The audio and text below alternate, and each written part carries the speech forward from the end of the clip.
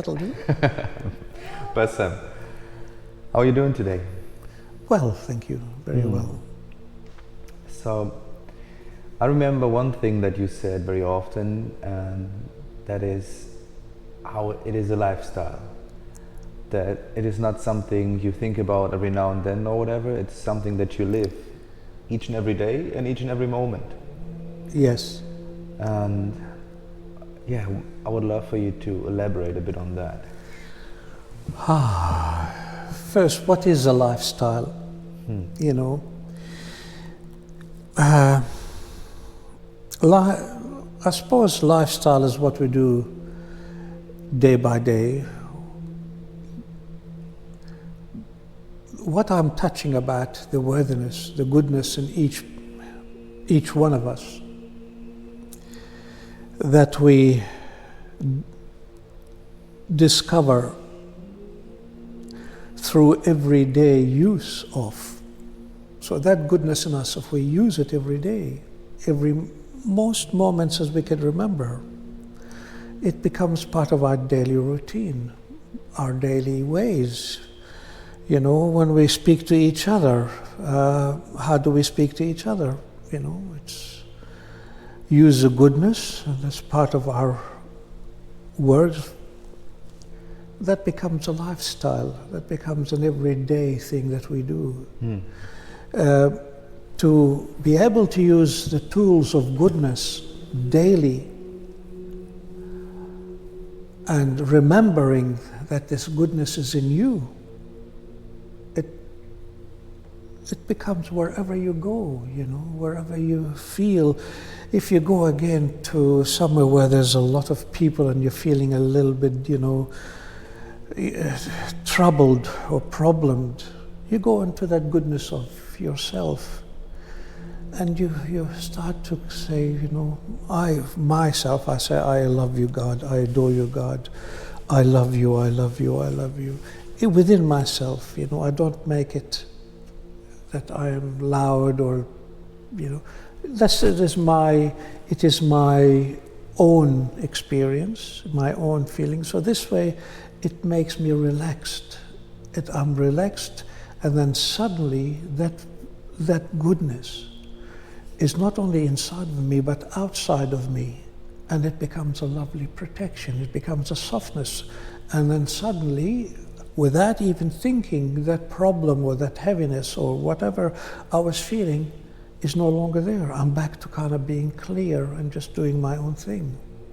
So it's a very good way of using that as your daily routine, as your lifestyle.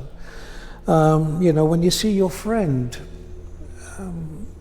if you really care for a friend or a partner, you know, you don't use foul language and things. That's in a way no respect, no kindness. So you respect the goodness in each person, you know. Don't worry about their, you know, their negative feeling. Don't worry about that at all. Speak to their goodness. And through that, you are awakening that good part of them, you know, and it's then, without them knowing, they'll speak back to you in that way. And if you don't want to be spoken to harshly, tell them, you know, I really prefer you to be my friend, so I like to speak to you kindly and nicely, and, you know, that language doesn't do anything for me, you know. So kindness comes with softness. Softness comes with the tongue as you speak kindly and softly. Every day, it becomes a way of speaking to each other. So it is a lifestyle. Loving God, loving goodness, loving one another is a lifestyle. And how do you know that you love them? Or how do you know that you love God? It is again a routine of exercise within yourself. And, you know, my love for God is I want nothing in return. I'd never ask any gain of material or anything. I only ask to love God more. And that is my lifestyle. And in this lifestyle, there's no hierarchy. Every type of goodness that comes from us, whether from our eyes, whether from our soul, or whether from our mouth or movement, that is a way of training ourselves. So we are training good habits that we can start using, good habits, and stand at guard within yourself against negative that comes out of our mouths. Excuse me, I need a sip of tea. My mouth is a bit dry.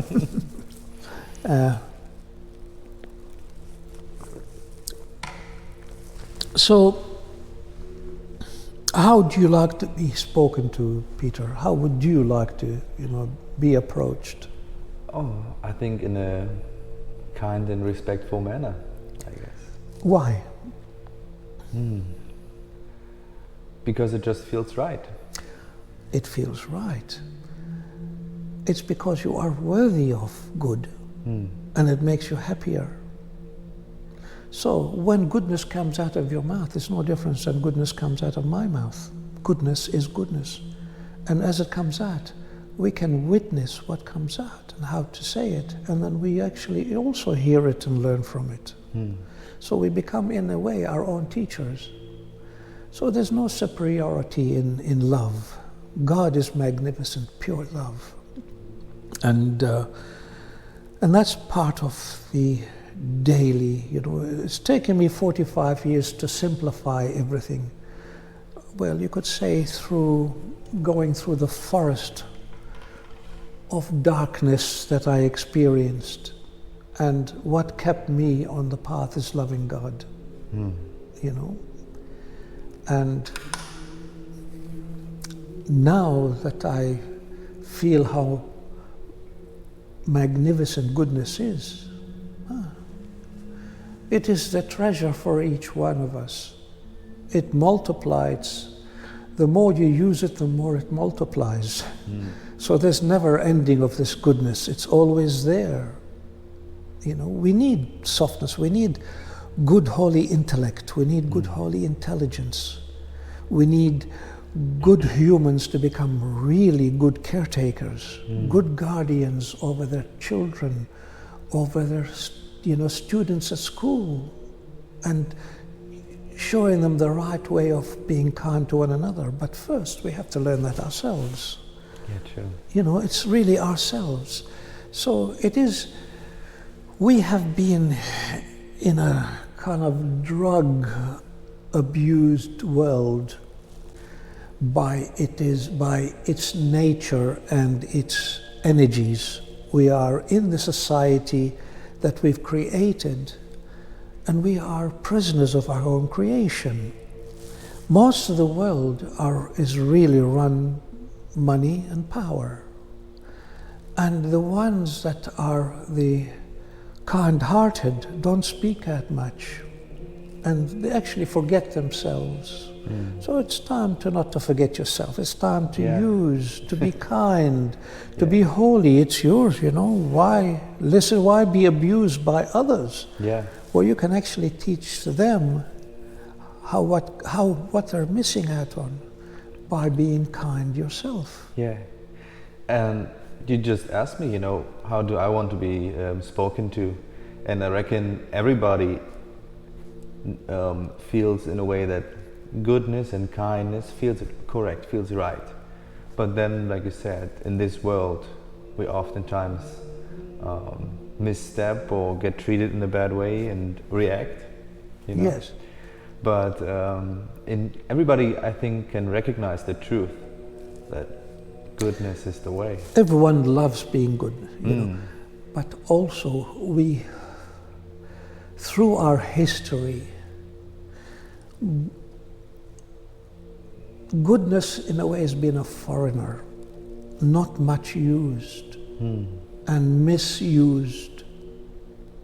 And they say, oh, God, bless me with money that I can buy a house, bless me with vengeance to kill my enemies. All this is no goodness in that. That is darkness being cunning. Anything that is good, that is twisted around, one has to beware of. Beware of what I say. May God awaken you so you're able to discern. You can feel the flavor of good and negative. You can feel the flavor who people behave as good, but their energy is dark. So all of that is important as part of lifestyle to understand. So it is an ongoing thing. If you really want to be worthy of good, we have to earn it by being good ourselves. We earn it. No, I don't want to hurt you, Why should I say things to hurt you? If I do, forgive me, please forgive me and allow me to forgive you. And this is the rubbers we both have, rubbers of forgiveness, of being kind, of being everyday lifestyle,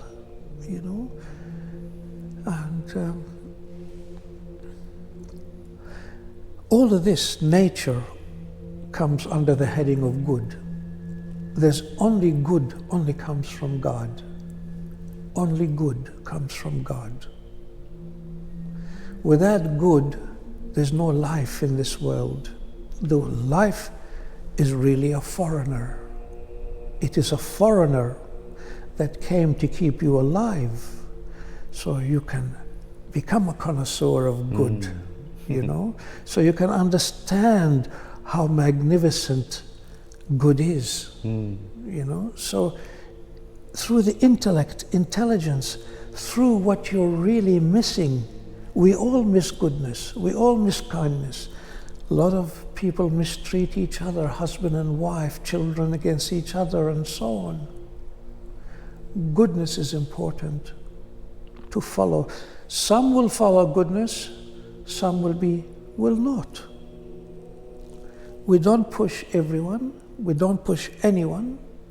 It is for the connoisseur who yearn for goodness, who yearn for God.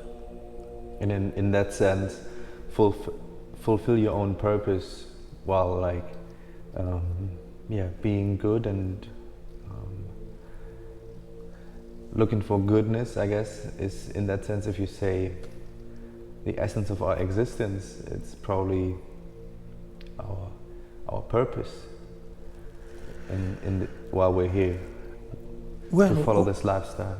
Well, we're here is because we have become imperfect. I beg your pardon. We have become imperfect.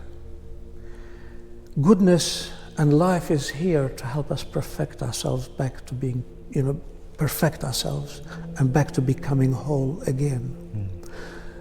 Imperfection, it means we are missing that goodness. We are missing God. We need that to complete ourself. We need God to make ourselves back to pure humans again, become human. So life is there for a purpose. It's been there for a long time. And life will also exit from here, and there will be no life in this sector of this world once it exits, but it has the job. It is like the Holy Mother who yearns for her children, and the Holy Mother who pleads for them to become aware and conscious and clever and feel that they're to become whole, so they can. It is really also the lifestyle that we are living. It is purely for the exit. The exit from this is to become pure human again. And so it means we are living day by day, improving our relationship with one another, improving our works with one another, improving our inventions, what we do here, improving each other, caring. That's a different way than greed and power and money and hierarchy.